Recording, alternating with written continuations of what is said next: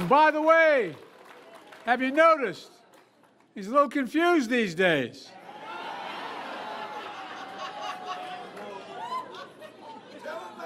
He apparently can't tell the difference between Nikki Haley and Nancy Pelosi. I think Joe is the weakest up here. I call him 1% Joe.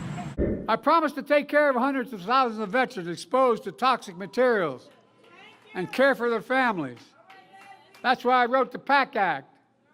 As Commander-in-Chief, I think we have only one sacred obligation. I've said it many times.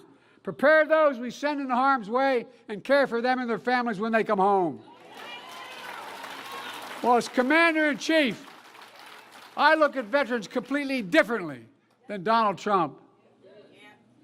Think about this, especially here in South Carolina, a proud military state. Donald Trump, when he was Commander-in-Chief, refused to visit a cemetery, U.S. cemetery outside of Paris for fallen American soldiers. And he referred to those heroes, and I quote, as suckers and losers. He actually said that. He said that. How dare he say that?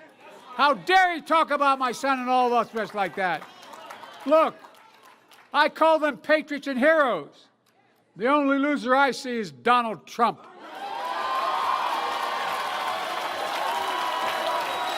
It makes me angry.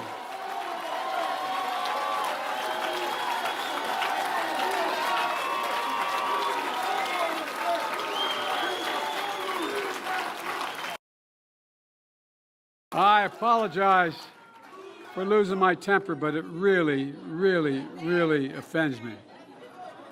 In recent weeks, we're starting to see real evidence that American consumers are facing real confidence in our economy we're building. Let me tell you who else is noticing that. Donald Trump. Did you see what he recently said about that he wants to see the economy crash this year? A sitting president. As they say in my faith, bless me, Father, for, come on, man.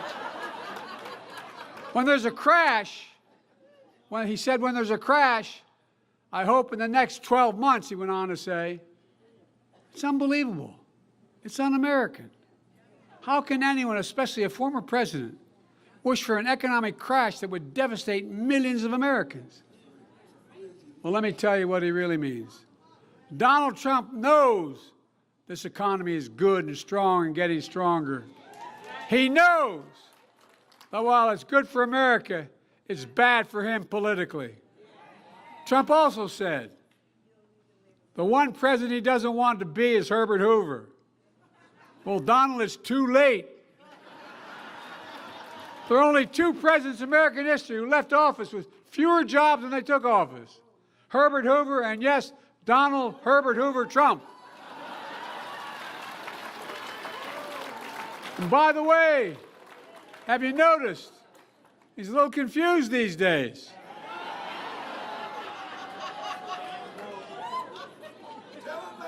He apparently can't tell the difference between Nikki Haley and Nancy Pelosi. I think Joe is the weakest up here. I call him 1% Joe.